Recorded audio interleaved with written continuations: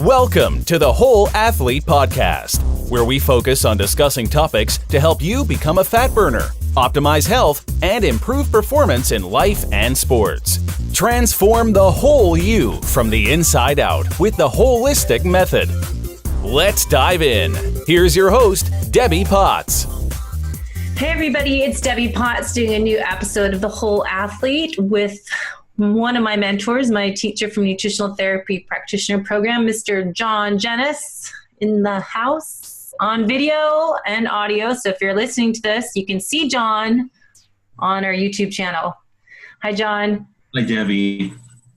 Thanks for coming on today. It's kind of fun to be able to do video podcasts now with people that I talk to instead of just looking at a computer screen. So it's a little more exciting if you want to go to YouTube, the Whole Athlete Podcast page, and see them, because this is an important podcast we're going to do that you can see what you're talking about too. So we'll have some charts that we'll add in as well. So tune in to both, because you'll want to listen to this and watch it a few times, because John is someone we always want to listen to over and over again.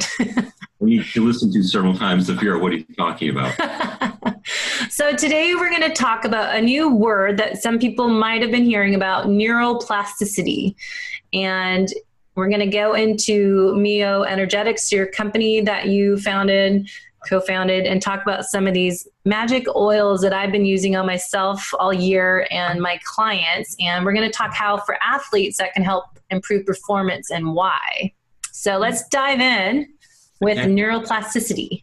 What is it? So before we talk about the oils, it would be important to know how the company began. One of the big events for me in terms of learning was the first time I ever heard the expression neuroplasticity. There's a famous book called The Brain That Changes Itself by Norman Doidge. It's a very available book, but I think it's kind of a game changer for people to read in terms of considering yourself. And so it's really one of the most significant developments and understandings in the treatment of brain performance, physical performance, and health. Mm-hmm. It's actually significant. It's a significant development, but it's really important to understand neuroplasticity to understand what it is to be a human being. So let's start with the word, because if we unpack the word, it would make it less formidable. Neuroplasticity. So neuro always means brain cell or nervous system cell. Mm-hmm. And the cells in our brain generate electrical signals and patterns of information which constitute the communication from one cell to another. Brain cells are all about working together, and they create tracks, pathways. Every time we think a thought, a pathway is established. Every time we do a new movement, a pathway, a bunch of cells join together to create a pathway. Like new freeway systems, new roads. Right. Roads, right, exactly. So that's neuro. It's the communication from one cell to another. Now, plastic means changeable. When something's plastic, the word it describes what we know as plastic now, but it's changeable, it's moldable. Plastic can be poured into any kind of mold and it becomes that shape. So it's about the changeability of the brain. So neuroplasticity is the property of the brain mm-hmm. that allows us to change its structure and function. And it does that in response. So it changes its structure, its shape, literal shape, and its function in response to activities or any kind of mental experience of any kind or any kind of movement. And that's kind of an amazing thing, that the brain actually changes itself based on what we do. So when we learn something new, like learning a specific exercise, or even like if you're in physical performance, let's say running, and a coach has given you a new cue or suggestion to now increase your function, increase your capacity, your performance of running. That small change builds a new pathway in the brain. So learning a dance step, yoga practice, working in the gym with weights, running, bicycling, learning a new language, or I'm a nutritional therapist, Debbie and I are, so a new way of eating. And understanding that food is first and foremost to be sustenance, not just pleasure. That builds a new track, that idea that food's for sustenance. So every new idea can build a new track. But these tracks are especially established most powerfully. These roads are really grooved into our brains when we focus, when we're really locked in on something, and also with repetition. So as you all know, this wonderful experience, like you're learning some kind of new movement. And the first day, your body feels unfamiliar with it, and you don't practice it until the next day. But the next day, when you start practicing it, it's almost like you've suddenly grown in it. It's suddenly become you. And that's the brain repeating itself, and it's built a groove. I think it's one of the best feelings in life. Learning something new. It's learning something new, but only if you learn something new and then you repeat it. Like we learn new. One of the real problems of being a modern human being right now is we're constantly learning new stuff, but we forget it all. We haven't focused. We haven't focused, and we haven't repeated it. Mm-hmm. So when we practice something, or we do something, we build neuroplasticity. Now, neuroplasticity can be positive or negative. Like you can, for instance, feel tired and depressed, let's say, and so you see the allure of a chocolate, and you're satisfied to know it's 75% chocolate, so you think it's okay. So you eat it that night, and now it has sort of this drug-like effect on you between the sugar and all the qualities of that chocolate, and so now it built a groove in you, and so the next night you think, there's a little more chocolate left, and now the second night. Now, try to not do it the third night because you've built a groove. Yeah. We all know, or stay up late at night. Mm-hmm. That's a perfect thing. Looking at our computers, we build that pattern. So the most exciting thing about neuroplasticity, the reason why it changed my life, and I think anybody really starts understanding the concept, it changes their life, is we get to determine what kind of brain we have. Mm-hmm. We get to determine who we are by choosing what we practice, what we do, what we think. Mm-hmm. It can go either way. Good we get point. To choose. And so when you do these new practices, let's say, for instance, Debbie and I are both kind of hyper people. And so one of the ways I try to balance out that hyper quality is I do things like read and play guitar and do yoga. And I also sit every day for a few minutes to meditate. So those are practices that have been wired into my system. Mm-hmm. I have to do those things to counteract this wiring of mine, which is sort of like being plugged into a wall. Old. And so it's building those practices. So with focus and practice, we can build whatever pathways we want to. It literally changes the shape of the brain. The brain's not just this container we pour stuff into. The brain literally is changing shape with what we decide our practices are. So neuroplasticity, once again, is laying down of tracks, the pathways. This is important to know. It's really, I think neuroplasticity is the next paleo. We have these words, and all of a sudden, what does Paleolithic mean? Now every store has paleo, this and that. Processed foods now. Right, it's even processed. But the point is learn it now because it's really the coming thing in terms of whatever you want to be good at, right? Yeah. Sort of the neuroplasticity. So for me, it meant when I first realized this reality, I could determine what kind of brain and consciousness I chose. So you have a choice.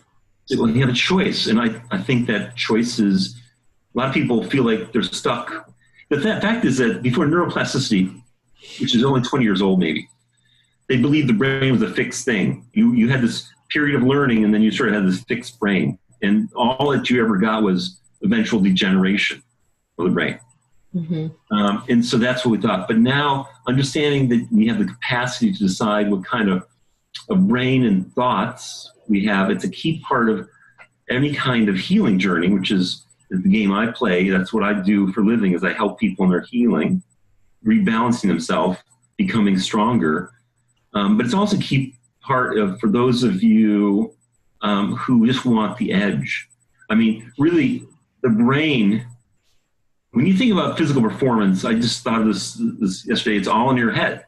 It's like, that's where to go. That's where to get the edge, is the brain. Every muscle contraction depends on a clear signal from the brain. Every act of coordination, every act of endurance, all is determined by the brain. Every sensory experience, every time you look in the mirror, it's all gathered, interpreted by the brain.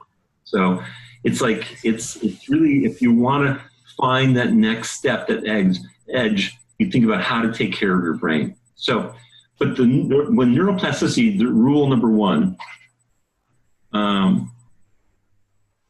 is you got to do something different to be different.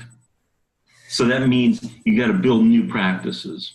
So going back just to butt in there is, so you're talking about, we have choices. You have good things we've programmed ourselves to do, like, I don't know, brushing your teeth or going to bed at a decent hour. But then there's practices that we have gotten ourselves into that we need to change and improve. For example, people on their cell phones too late at night, people watching TV or doing 10 things at once, or eating popcorn every night before bed. So there's habits that you're saying that we need to change. And then we're going to talk about how do you make those changes, and then how they can improve performance in life and sports. Those are habits. When it comes to, what kind of brain you want, there's all different aspects of the brain, right? So one thing that we should talk about sooner than later right now is part of the brain that runs all of our automatic functions. And I'm going to share a screen.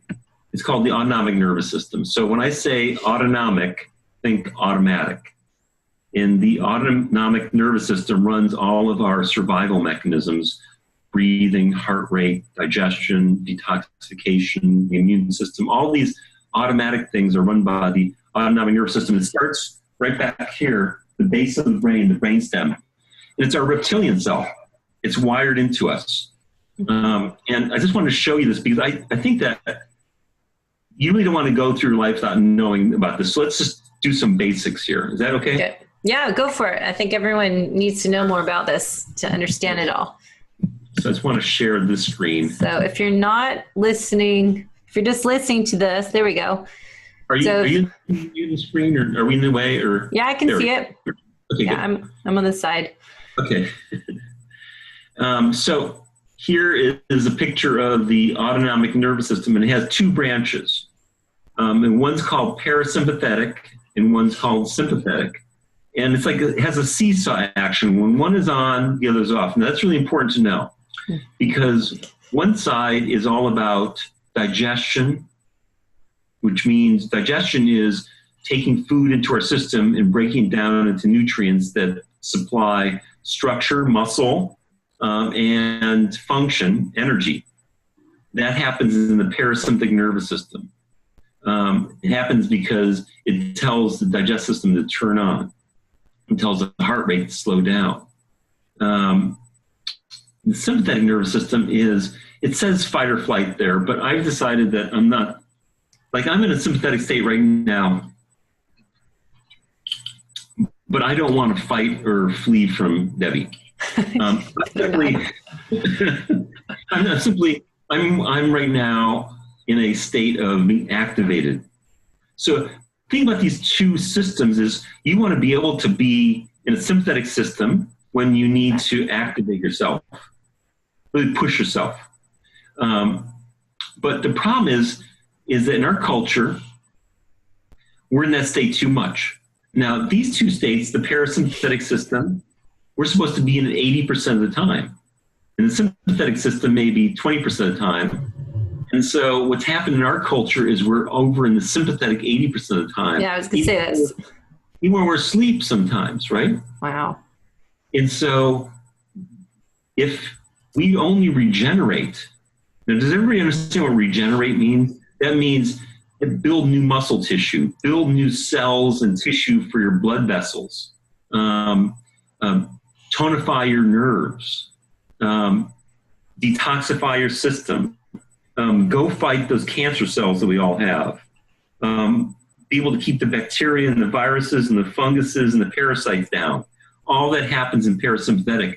If we're always in the sympathetic system, which is the doing state, I call it the human doing state, and the parasympathetic system is human being. If we're always in the human doing, parasympathetic, activated, adrenalized state, we turn off digestion, we turn off regeneration, we turn off immune system, and we turn off detoxification. And so all of our tissues become problematic. And so now if you look at the picture, you see the brain at the very top. Now, all of these sympathetic signals to all the organs go down the spine, and they branch off to those organs and say, turn on, act, send all the blood to the muscles, take it away from the brain, activate the adrenals, push the adrenals. It says stop stomach processes, stop digesting food. It says dump a bunch of sugar into your system. It says secrete epinephrine and the cortisol, right? It does all those things. And it says turn off digestion, turn off saliva flow, turn off gallbladder activity, which breaks down fats. All the intestinal, it says turn off intestinal activity, which means it constipates us. Look at the very bottom of that. It promotes sexual arousal.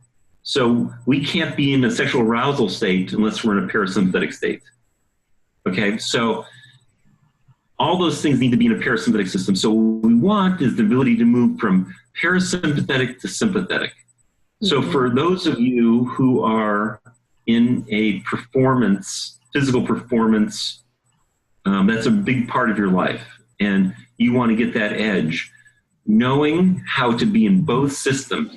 And sometimes when you're in the gym and you're pushing yourself, you want to go into sympathetic, definitely. If you're in a race, if you're in an Ironman competition, you're going to want to be in sympathetic. But to regenerate, you have to go back and forth. To build muscle, to digest food, to get the nutrients we need for fuel and structure, we have to be in the parasympathetic system. Now, notice in the parasympathetic system in this diagram, the nerves go straight to the organs. So from the cranial nerves, that's what's interesting. Yes. Yeah, it's all from in the brainstem. Can you see me, Debbie? I can't see myself. Yeah, I can see.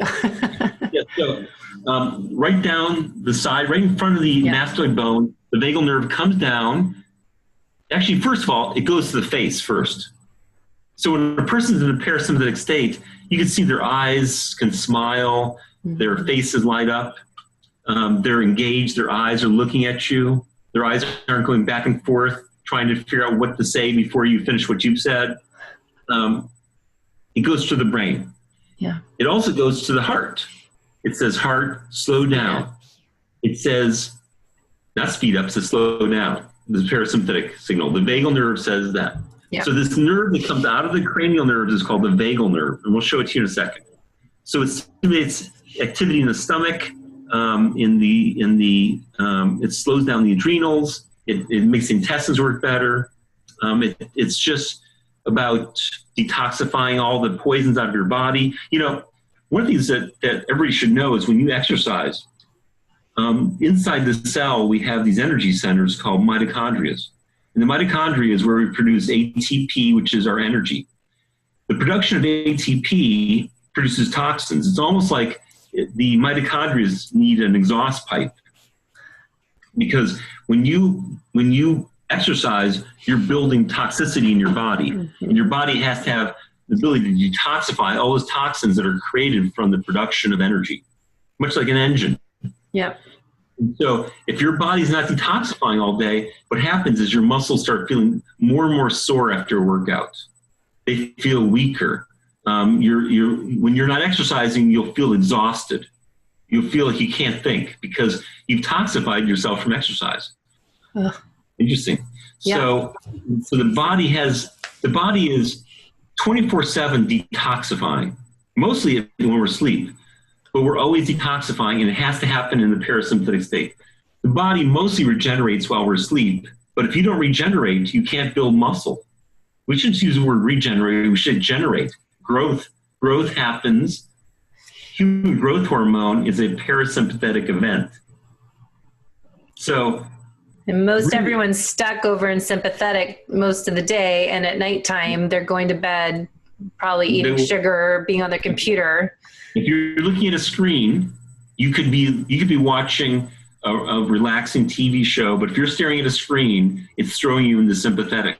Mm-hmm. You know, our cell phones and our computer screens are what are the primary cause of this imbalance in what's primal and absolutely basic to us, right?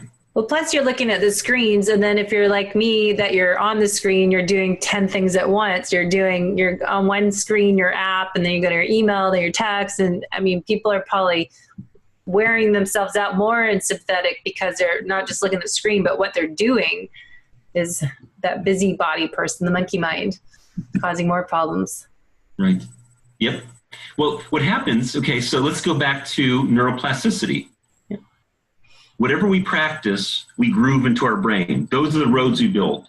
So if all day we're working, pushing, then we finish our day, we work out, we push, and then we go home and and through the day we're looking at our cell phone and pushing, what kind of neuroplasticity is that? That's the neuroplasticity of being in a sympathetic, fight or flight, stressed out state all day, which then shuts down digestion. You know, it shuts down regeneration. It shuts down growth for muscle. It shuts down our immune system. This is so important. It shuts down inflammation, or anti-inflammation. Yeah, just a minor problem.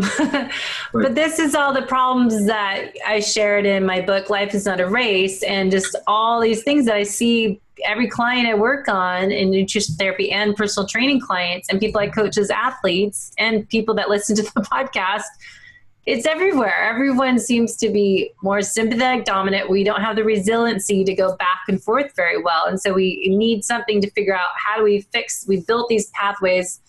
I've learned the hard way, and that's my goal doing the podcast, why I write blog and wrote my book and speaking about it, that, all right, you have that choice. Like you said, you can design what your pathways are, what your highway system, what roads you program, but you know, we can fix it now and not get stuck, and those roads are not indestructible. We can reprogram them, reroute them a new way so we can not have all these problems are going to happen if you continue not detoxifying, not being able to regenerate during the night, and everything you just said.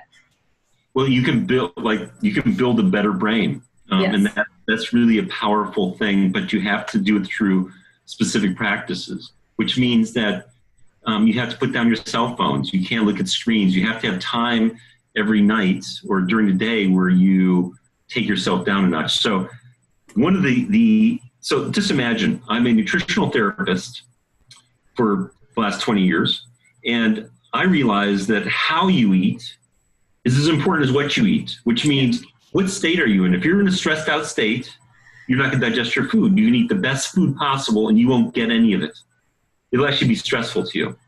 I figured out, by the way, why as a triathlete for so many years racing, and we're trying to eat on the bike and supposed to eat all these calories, why I would always throw up all the time, because you can't eat and work out and be busy. So you can't eat while you're in sympathetic dominance and try to digest your food. Sorry, I just had that memory. So everybody say to himself, when stress is on, digestion is off. Stress is on, digestion is off. Right. That is the truth of it. And so you eat some food and it's going to sit in your stomach and virtually putrefy, rancidify, and ferment. It's going to rot. That's the reason why we belch. That's why we bloat. That's why we get gas. We ate this food and it's just sitting there because you ate some food and now you're in stress. You can't be in parasympathetic. And so those are the signs of that, or constipation. So imagine this task. So I've given so many lectures, just like I just gave everybody, about when stress is on, digestion is off, how you have to eat, how you have to eat slowly. But so one of the things that I discovered is I need to do more. And so what I did is I came up with this, I'm not sure if it can be focused, but it's an essential oil. Here's called Vagal Tone. Now, let's think about this word vagal. Vagal is the nerve that comes from the brainstem. It tells digestion to turn on. It tells detoxification, regeneration to turn on. It comes from the brain, and it tells all those organs to turn on. And so we have to figure out a way to get that signal to be toned. Now, tone is like, you think about tone of a muscle, it's the same with the nerve. The more you use it, what happens to a muscle? Stronger. The more toned it becomes. Yeah. That's the truth with nerves. That's the rule, and it's a rule because of neuroplasticity. And so going into a vagal state. So what I would want for everybody I know and love and help is their ability to go from sympathetic to parasympathetic, back to sympathetic whenever it's like a car they're driving that's really responsive as a gear shift. You're able to take it into cruise, into acceleration, whatever you need. So we're not saying stay in one state. We're not saying be in a healthy state. You have to be, in a meditative state all day. But so this oil, I'm going to apply it to myself. And you simply put some on your finger and you put it at the top of the neck. And this is the important part. You do a deep, slow breath, which goes like this. Breathe in. And the slow breath out. So I'm calling this the deep, slow breath. The deep, slow breath is a deep breath in and a slow breath out. I ask my clients to internally say deep when they breathe in and slow when they breathe out. Do you breathe out through your nose or your mouth? Does that matter? It has to be slow. So sometimes if you purse your lips and go slowly, that's why chanting Om in yoga is so powerful, because the elongated elongation or playing a woodwind instrument all puts you into parasympathetic. The truth is that the exhalation is what drops you into that parasympathetic state. So, but you have to take a deep breath to take the long exhalation. But every time you do that, you're creating a groove, or as Debbie said, a road in yourself. And the more times you do that, if you do this 4 or 6 times a day, after a while, it'll be like a hypnotic cue virtually. Every time you do it, you'll be able to drop into parasympathetic. So the oil with the breath, just throwing some oil on you will help some, but it won't be really what we're looking for. We're trying to build new neuroplasticity for being in a vagal tone, so you can rebuild your body after working out. You build stronger muscles. You can digest more fully. You can anti-inflame yourself. All those things happen with the vagal tone. One of the things that's really true in our culture is that because we're all in this sympathetic state all the time, because we're all living in a toxic culture, most of us, I'd say 9.9% of my clients have some low-level infection. Infections are when something's growing in us, like bacteria, virus, fungus, and parasites, and it's not enough to make us sick, but it's always there, and it's inflaming our body. So toxins and these organisms inflame our body, but most importantly, they inflame our brain. Now, every muscle contraction, I'm speaking to what I believe is Debbie's audience, is about performance and exercise and strength. Yeah. Every muscle contraction depends on a signal from the brain. The muscle's only as strong as the signal from the brain. So a crazy thing happens. When we become inflamed from toxins and infections and from lack of sleep and from electromagnetic fields from our cell phones, our brain literally becomes inflamed. Now, everybody knows anything about the human body knows that what destroys the body is inflammation.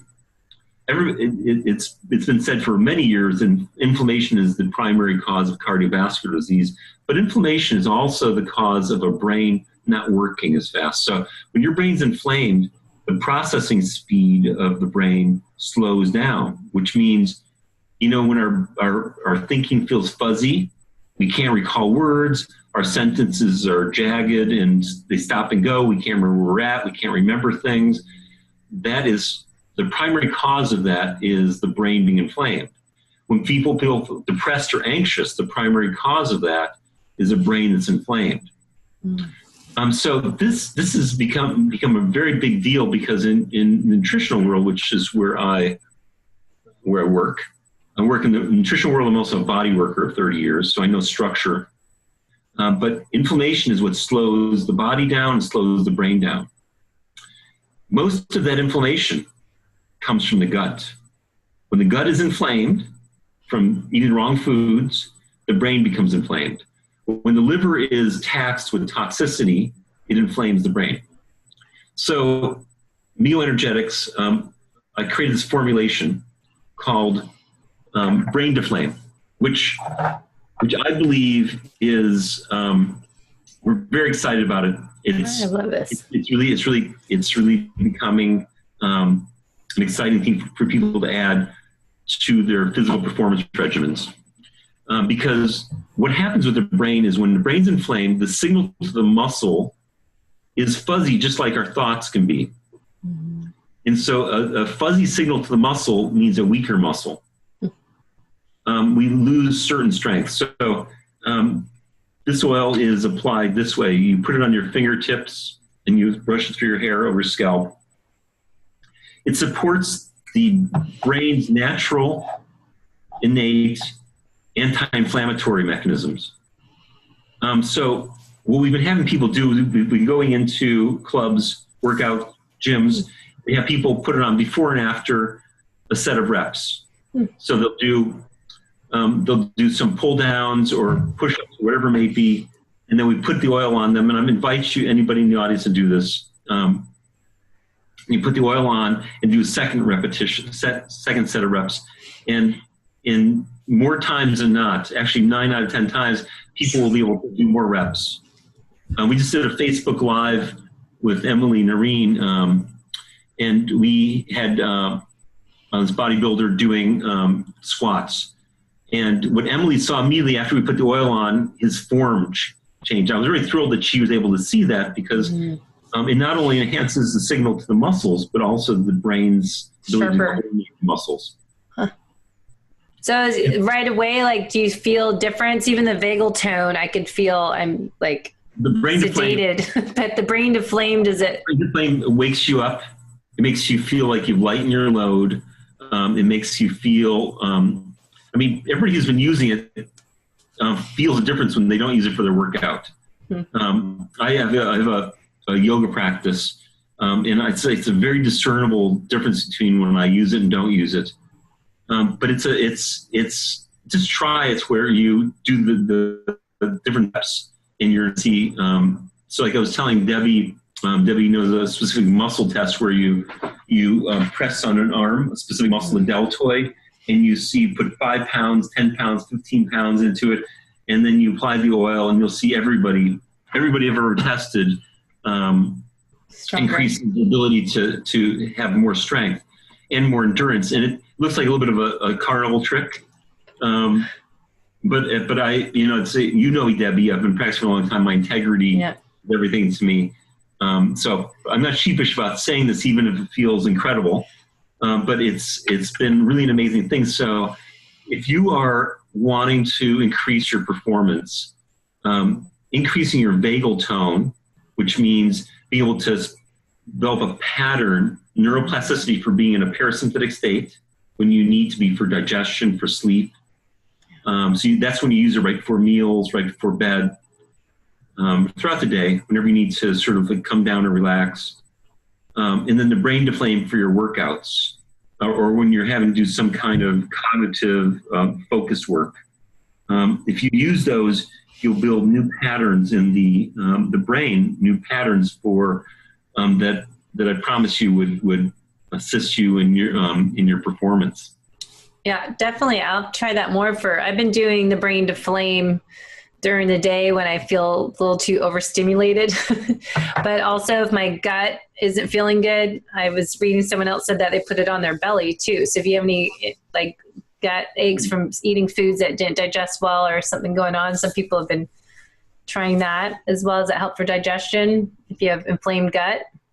Yeah, I would say that for inflamed gut, the vagal tone would be more important. Vagal tone. Okay. People are having some success with the brain deflame, putting in a gut, but it really is designed for the brain.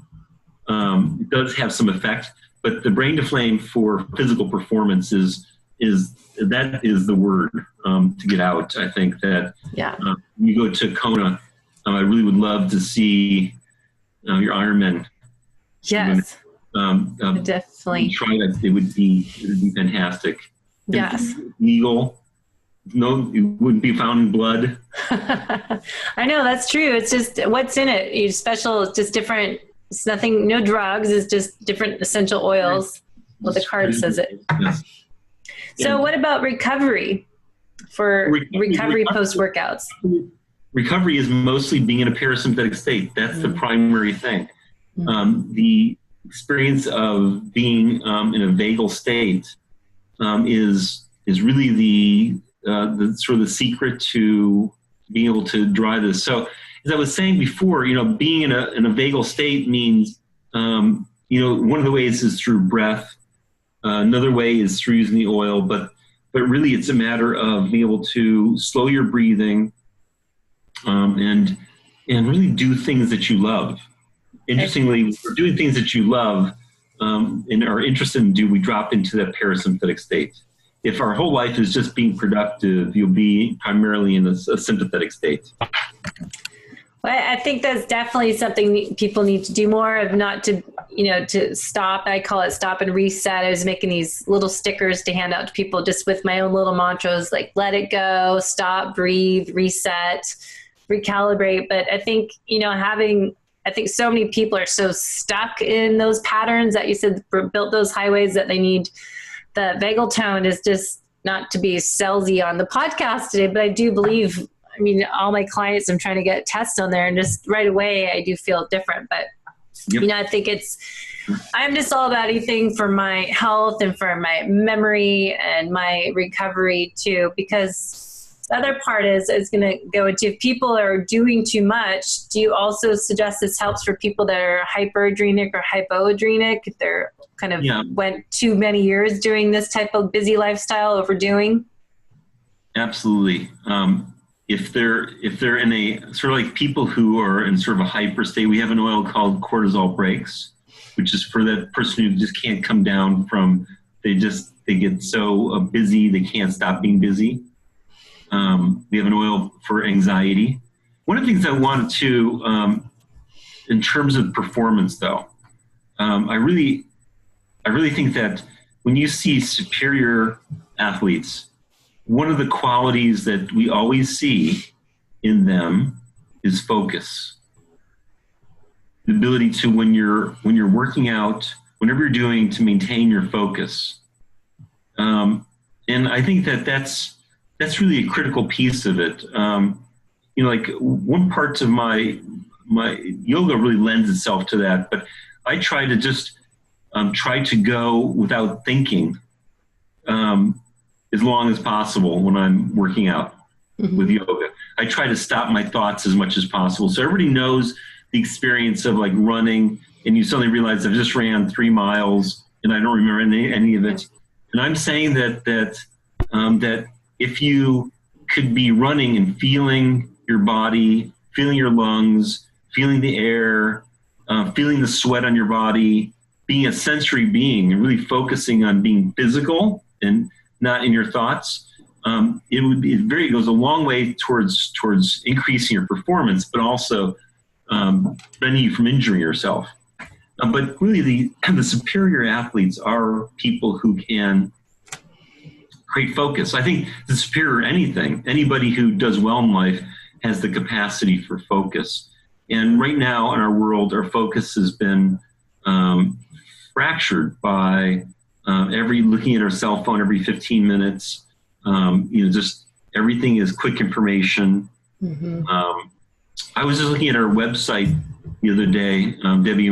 We have Google Analytics, and we were looking to see how long everybody spends on each page. And it was really my business partner Lauren, who's been in the sort of online world for a long time, has been preaching this to me that we have to get the message through quickly because you have 15 seconds. And but I do think that the quality of focusing while you work out. So we have an oil called Advanced Focus, and I just had a nutritionist from New Zealand. Do you know Shelley Gawith?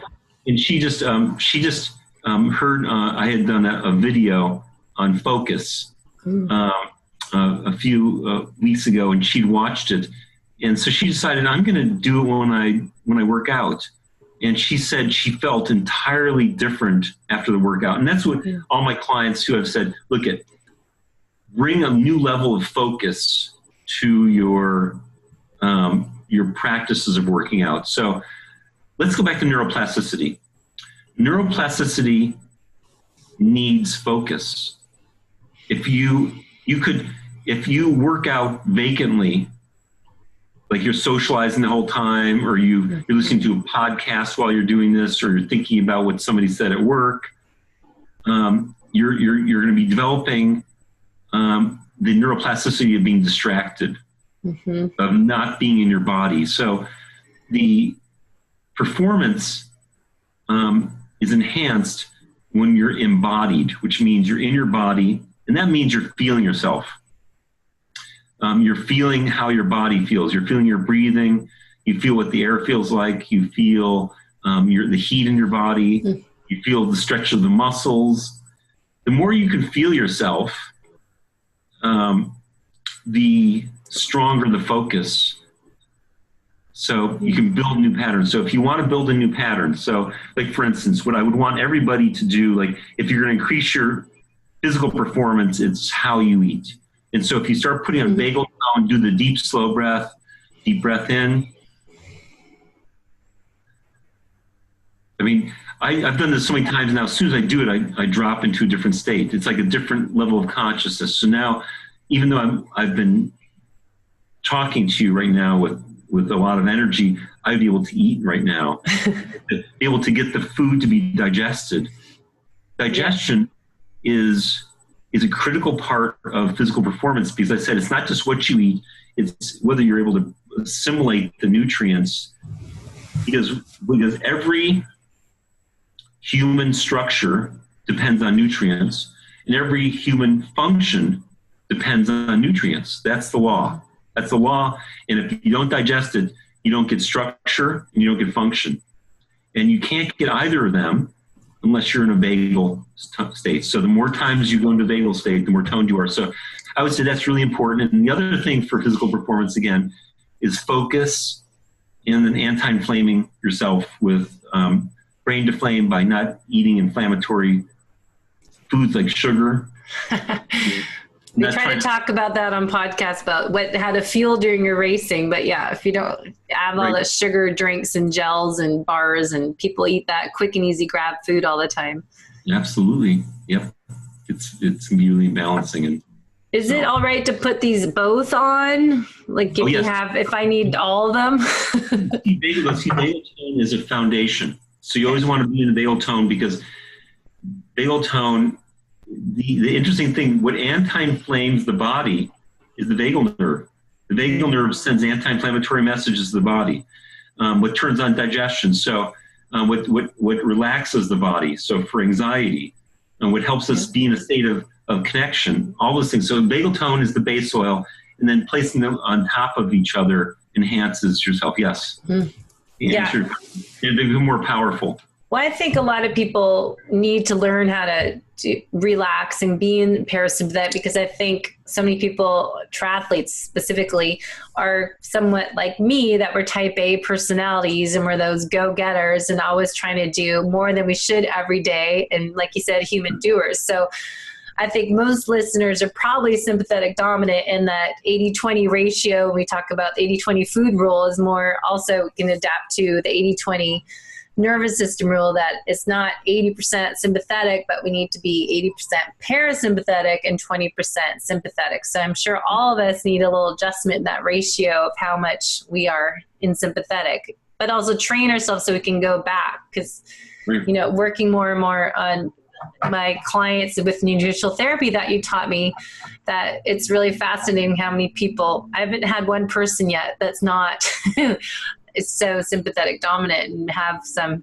hyper qualities. So it's interesting. My dentist, he was just telling me, my dentist is a fabulous doctor. And he was just telling me he just seen a person who had ground their teeth almost down to the gum. Oh. And he said, he never seen like it. But I said, what percentage of people are grind their teeth at night? And he said, probably 8 out of 10 people. And I said, well, is this natural? He says, oh, no.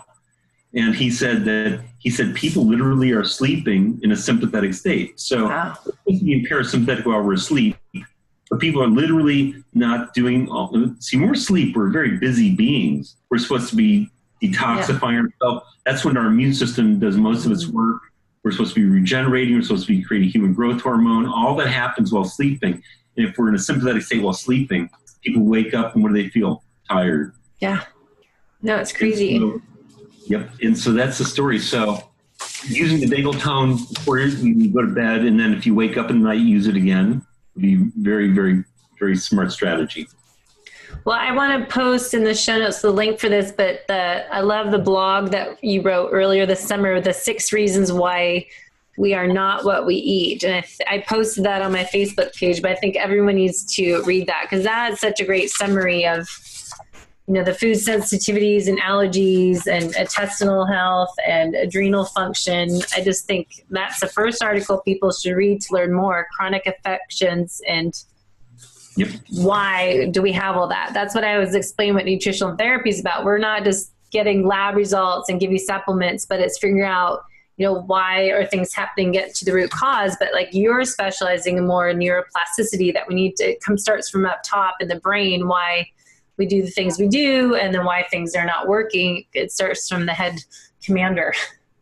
Yep. So any other links? Meo Energetics, we'll put in the show notes, is your best website to learn more and to order the oils. Yes, Meo Energetics would be great. So that's MEO and then energetics.com, right. one word. And then of course, I've been lead instructor for Nutritional Therapy Association for 15 years. And that's where we got our education. It's a year-long program in nutritional therapy. And I think it's definitely worth checking out, just seeing what it's about if you're interested in the subject, nutrition and health and well-being. I think, the word will get more out on podcasting with Jimmy Moore's wife on it because he's been the advocate, like one of the first big podcasters in the industry. And he was, Mr. Atkins and the low carb, high fat, and everyone's giving him a lot of slack. If you look at the blogs and social media posts, people were giving him a hard time because he's not a small person. He's not losing weight. So I've heard that his wife's in the program. I find it fascinating to see what she learns going, I always say this on the show now when we talk about low carb, high fat, but if you're not digesting your food right, it doesn't matter. Right? If we talked about with myself that my blood sugar is still high, even though if I'm eating low carb, you say all the time, blood sugar response when you have adrenals response. So it's good information to get out there and people learn more about nutritional therapy. And that's nutritionaltherapyassociation.com, I think is their website if you want to learn more about being a nutritional therapy practitioner. And you're teaching right now in New York City and then you do Seattle again coming up. Yeah. So you do both. So you want John Tjenos as your teacher because he is the best and everyone wants John. But you have to do all this help for yourself and practice what you preach, taking yoga and resetting, taking deep breathing because you do a lot. So I'm doing a lot. Yeah. But I unfortunately choose things that give me as much energy as it takes to do them. So because I get the energy back. I have a clinical practice. I'm a lead instructor. I own Meo Energetics with Lauren Gerson. And I also have a training in advanced clinical assessment. We're about to do one in September with my business partner, Leah Swirsky. And then that will be held again when? Because some of us are going to be out of the country during that time. I could be there, Debbie. I expect you to be there. I'm in Greece, so I am not going to be able to make it. My family's Greek, so. Oh, well, yeah. So I'm going to miss it. So I have to go to the next one. But everyone check out John's website links and everything in the show notes. And make sure you go to YouTube, the Whole Athlete podcast page on YouTube, and you will find this video so you know what we're talking about by watching him put the oils on and the vagal tone, the vagal nerve, the nervous system. Kind of need to see those pictures. So good one to watch as well as listen to a few times. All right. Thanks, Mr. John Tjenos. Have a good night. Go do some yoga, some meditation. And I'm ready to eat dinner. You go to Go relax. Yoga then, yes, I ate dinner before this. So. Are you doing yoga with Zach at Shakti? I saw he's in the pictures. Are you go to Shakti yoga? Yes. Not tonight. I'm going.